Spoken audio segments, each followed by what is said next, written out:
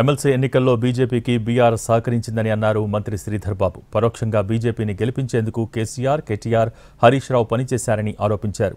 MLC ఎన్నికల్లో BRS ఎందుకు అభ్యర్థులను నిలబెట్టలేదో చెప్పాలని శ్రీధర్ బాబు నిలదీశారు.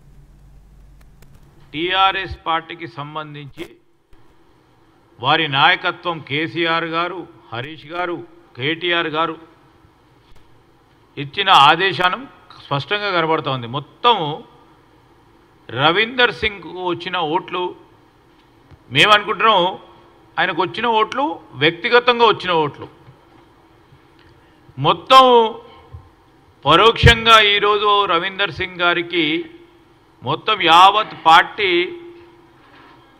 టీఆర్ఎస్ పార్టీ బలపరిస్తే మీ శక్తి అంతేనా అని అడుగుతా ఉన్నాం.